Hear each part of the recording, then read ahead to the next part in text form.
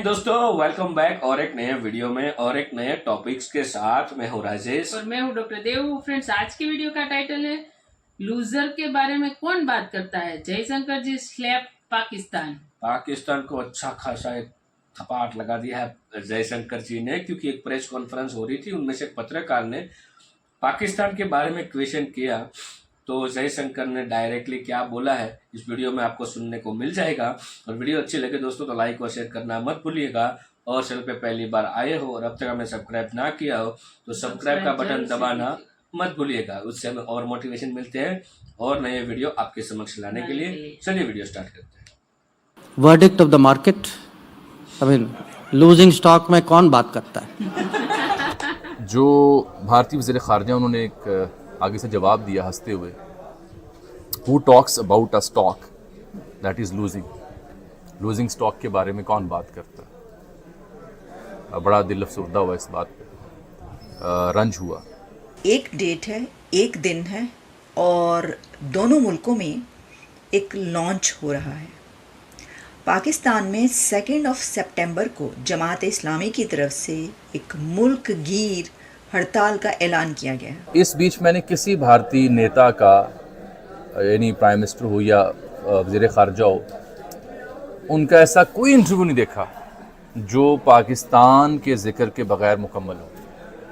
इस इंटरव्यू में भी मजबूरन जो मेज़बान थे संजय पुगालिया, उनको कहना पड़ा। और वहीं पर जो दूसरा लॉन्च है वो हो रहा है हमसाया मुल्क भारत में, और वो लॉन्च है कि इंडिया अब सूरज की तरफ जा रहा है। पाकिस्तान के अंदर एक यूनिट 60 रुपए के करीब फी यूनिट बिकता है। यही पाकिस्तानी रुपए के अंदर भारत के अंदर 15 से 18 रुपए का है। किसी गल्फ कंट्री या इस्लामिक कंट्री में भी चंद्रयान 3 या इस किस्म का कोई प्रोजेक्ट जो है वो लॉन्च किया गया हो, यानी इंडिया स्लो डाउन होने का नाम नहीं ले रहा। पाकिस्तान में स्पार्को के जो चीफ है, ये जितने साइंसदान है, उनकी बीएससी डिग्री है सबकी, बैचलर। हेलो फ्रेंड्स, जय हिंद। हिंदुस्तान स्पेशल में आपका स्वागत है दोस्तों। जैसा कि दोस्तों आपने क्लिप में देखा, पाकिस्तान मीडिया भारत के विदेश मंत्री एस जयशंकर के बयान से कितना तिल मिलाया बैठा है। एनडीटीवी को दिए एक इंटरव्यू में एस जयशंकर ने चीन को कड़ा संदेश दिया। वहीं पाकिस्तान को लेकर एस जयशंकर ने कहा कि लूजिंग स्टॉक के बारे में कौन बात करता है। एस जयशंकर ने कहा कि हम पर दबाव बनाने के लिए कश्मीर का इस्तेमाल किया गया। आर्टिकल 370 को निरस्त करना हमारी सबसे बड़ी उपलब्धियों में से एक है। पाकिस्तान आज भी इसकी रट लगाए रहता है, लेकिन दुनिया क्यों नहीं बात करती। बात साफ है कि लूजिंग स्टॉक के बारे में कौन निवेश करता है। पाकिस्तान की कम चर्चा बाजार का फैसला है। गिरते स्टॉक को कौन देखता है। एस जयशंकर ने कहा कि G20 की बैठक महत्वपूर्ण है। इस वक्त दुनिया युद्ध और आर्थिक संकट से प्रभावित है। दुनिया की स्थिति कहीं चिंताजनक है। विदेश मंत्री की पाकिस्तान पर की गई टिप्पणी बिल्कुल सही है। आज पाकिस्तान को कोई नहीं पूछ रहा, पाकिस्तान आइसोलेट होकर रह गया। जयशंकर हैं, डॉक्टर जयशंकर, ये वज़ीर ख़ारजा हैं भारत के। भारत में आपको पता है अगले वीकेंड में दिल्ली में G20 का समिट हो रहा है, जो कि एक बहुत बड़ी तारीख रकम हो रही है। इनक्रेडिबल इवेंट है। भारतीय जो फॉरेन पॉलिसी उसकी कामयाबी का एक सबूत है। आज वो मुखातिब थे एनडीटीवी से। एनडीटीवी के एडिटर इन चीफ हैं संजय पुगालिया, सीनियर सहाफ़ी हैं। वो एक बड़ी नशिस्त के सूरत में उनके साथ बैठे हुए थे और बड़ी तवील उन्होंने गुफ्तगू की। भारत के जो दुनिया भर में एक नया उभरता हुआ किरदार है, उस पर बात हो रही थी। भारत एक कैसे इमर्जिंग पावर है, उस पर बात हो रही थी। अमेरिका के साथ ताल्लुका, चाइना के साथ, गल्फ़, सऊदी अरब, इसराइल के साथ, पूरी दुनिया में जो भारत की ख़ारजा अमूर में जो वो नुमाया हुए हैं, उसकी कामयाबी का जश्न। और चंद्रयान 3 उसकी बात भी हो रही थी। तो मैंने इस मौजू पर इसलिए आपसे बात करनी ज़्यादा मुनासिब समझी है कि लम्हा फ़िक्री और थोड़ा अफसोस का मुकाम हुआ जब मैंने वो गुफ्तगू सुनी, देखी, इंटरव्यू। तो नाज़रीन, वो पूरे इंटरव्यू में अपनी कामयाबियां गिनवाते रहे, अपने ख़ारजा अमूर पर जो उनके फतूहात उनका जिक्र करते रहे। मुझे 15 साल तो हो गए होंगे सहाफ़त करते हुए, 16 साल कह लें। इस बीच मैंने किसी भारतीय नेता का, यानी प्राइम मिनिस्टर हो या वज़ीर ख़ारजा हो, उनका ऐसा कोई इंटरव्यू नहीं देखा जो पाकिस्तान के जिक्र के बगैर मुकम्मल हो।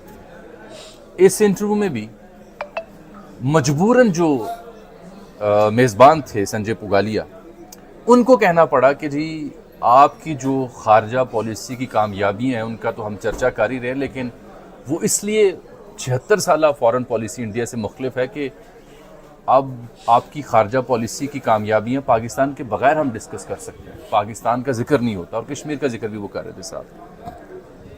तो जो भारतीय वज़ीर ख़ारजा, उन्होंने एक आगे से जवाब दिया हंसते हुए, who talks about a stock that is losing.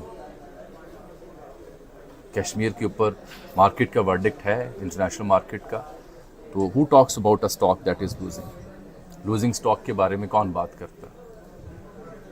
बड़ा दिल अफसरदा हुआ इस बात पे, रंज हुआ कि हम कहाँ से कहाँ पहुँच गए हैं कि भारतीय वज़ीर ख़ारजा यूँ बात करेगा पाकिस्तान के बारे में। हम खुद उसके ज़िम्मेदार हैं, कोई और नहीं है। बिल्कुल ऐसे। और सर इसी वजह से एजुकेशन में भी पीछे रह गए और कहीं से हम नहीं देखते कि किसी गल्फ कंट्री या इस्लामिक कंट्री में भी चंद्रयान 3 या इस किस्म का कोई प्रोजेक्ट जो है वो लॉन्च किया गया हो।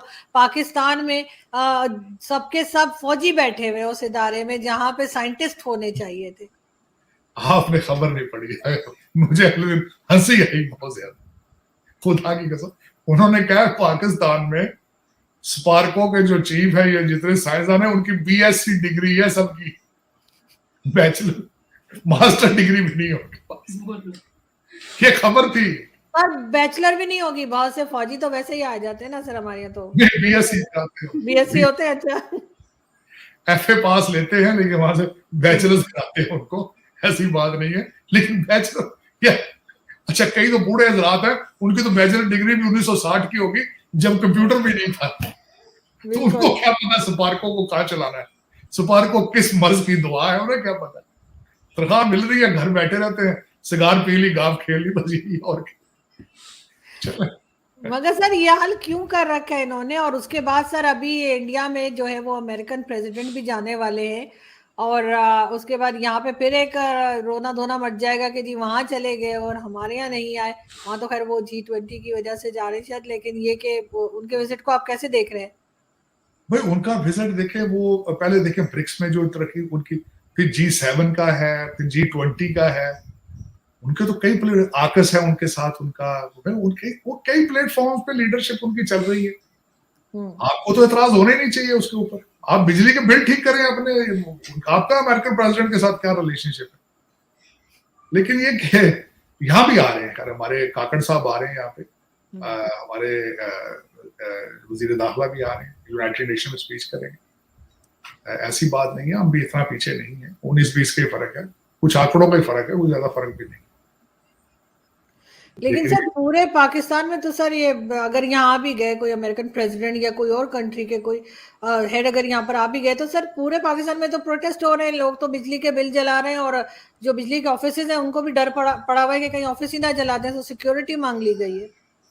मीटर रीडर्स ने कहा है हम सिर्फ इस शर्त में मीटर रीड करेंगे हमारे साथ पुलिस जाए, और ये पहली दफा नहीं हुआ है। ये आप उस मुल्क में बैठेंगे जहाँ वैक्सीन लगाने के लिए भी साथ पुलिस जाती थी, पोलियो के कतरे पिलाने जाते तो पुलिस साथ जाती।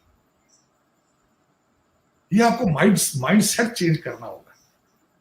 हम कौन है, हम क्या कर रहे हैं, कहां जा रहे हैं, ये अवाम को चाहिए सोचे। ये हुकूमत नहीं कर सकती, उनके बस की बात। ये अवाम को चाहिए सोचे कि हम कहां जा रहे हैं, हमारी डेस्टिनेशन क्या है। हमने अपनी किस्मतों के फैसले खुद करने। सो थैंक यू दोस्तों वीडियो को यहाँ तक देखने के लिए। और वीडियो में जैसे हमें देखा और जो हमारे विदेश मंत्री एस जयशंकर जी ने जो बताया लूज स्टॉक में कौन इन्वेस्ट करते हैं, ये बात सही है, क्योंकि पाकिस्तान ऑलरेडी उसकी इकोनॉमी का मतलब पूरी तरह से बेड़ा गर्क हो चुका है। तो अब कोई भी दूसरे कंट्री वाले वहां पे इन्वेस्ट करने से पहले 100 टाइम वो थिंकिंग करेंगे, 100 बार वो सोचेंगे कि वहां पे इन्वेस्ट करना जरूरी है या नहीं है। करे कि ना करे। हाँ, और दूसरी बात कि देखो पाकिस्तान के पास अब टेक्नोलॉजी के नाम पे कुछ है नहीं। हाँ, लाइक वो बोल रहे थे ना। हाँ, वहाँ पे जो साइंटिस्ट है वो भी मतलब बैचलर डिग्री है, मास्टर बीएससी डिग्री पास यार, हद हाँ, है। किसी के पास एटलीस्ट नहीं। डॉक्टर डिग्री हो तो भी समझ में आते हैं, बट वो कुछ भी नहीं है वहाँ पे भी। और दूसरी बात है वहाँ पे जज्बे में सबको फौजी बनना है, ना किसी को डॉक्टर बनना है, ना किसी को इंजीनियर बनना है, ना किसी को साइंटिस्ट बनना है। बस एक ही चीज है, मुसलमान को बसाना है, उसके लिए हमें कुछ भी करना है। हाँ। तो भाई सब देशों में मुसलमान रहते हैं, इंडिया में आपसे ज्यादा रहते हैं, बट इंडिया दिन प्रतिदिन प्रगति करता जा रहा है। तो ऐसा नहीं है कि इंडिया इतना आगे चला गया तो सिर्फ वहाँ यहाँ पे हिंदुओं ने ही काम, सबका कंट्रीब्यूशन है इसमें, ठीक है। और देश कभी भी एक हाथ से आगे नहीं बढ़ता, देश में आगे बढ़ाने के लिए सारे देश के जितने भी नागरिक है सबके हाथ एक साथ होना जरूरी है, क्योंकि आपके वहाँ पे भी वो तो है ही नहीं, क्योंकि सबके जो थॉट्स है, सबके जो थिंकिंग है डिफरेंट है। माइनॉरिटीज के नाम पर तो वहाँ पे जीरो खून कर दिया खराबा, है। मार डालना, जिहाद करना, बलात्कार करना, यही तो आप लोगों का माइंड है।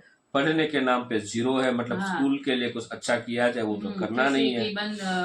इबादत गाह का नुकसान करना, ये सब जो भी बजट आता है वो फोर्स पे लगा दो, मतलब आपकी मिलिट्री पे लगा दो, या तो फिर आपके ईएमआई पर लो, और जो कुछ बजट बच जाता है उससे जिहादी रेडी करो, आतंकवादी तैयार करो, यही तो आपका माइंडसेट है। कैसे आपका देश आगे बढ़ेगा हमें तो कहीं नहीं दिख रहा है। हाँ, आपका पड़ोसी मुल्क हमारा देश इंडिया है, तो इंडिया में सब लोग आ रहे हैं। अब कुछ मतलब करीबन एक वीक का टाइम है, यहाँ पे G20 समिट होने जा रहा है, और वो भी दिल्ली में, और वहाँ पे तड़ामार तैयारी चल रही है। जिनपिंग जी भी आ रहे हैं, एक नहीं आ रहे मतलब प्राइम मिनिस्टर पुतिन जी, वो उसका तो मतलब नहीं आना एक मतलब क्वेश्चन किसी के मन में उठे तो उसका जवाब भी उसके पास है, क्योंकि वहां पे अभी क्या चल रहा है वो आपको पता है, क्योंकि रशिया और यूक्रेन का युद्ध चल रहा है, जिसकी वजह से जिनपिंग जी बाहर नहीं जा सकते। बाहर जाएंगे तो उसको कोई ना मतलब गिरफ्तारी कर सकते हैं, इसलिए वो देश छोड़ के बाहर नहीं जा रहे हैं। तो पुतिन जी तो नहीं आ रहे, लेकिन बाकी और सारे जो 20 कंट्रीज है उनमें से बाकी सभी लोग आ रहे हैं। और इंडिया के बारे में आपका क्या ख्याल है दोस्तों, वीडियो में कमेंट में आप जरूर हमें लिख के बताइएगा। वीडियो पे पहली बार आए और अब तक आपने सब्सक्राइब नहीं किया है चैनल को तो सब्सक्राइब जरूर कर लीजिए। मिलते हैं और एक नए वीडियो में और एक नए टॉपिक के साथ आपके साथ। टिल देन जय हिंद, जय भारत। जय भारत।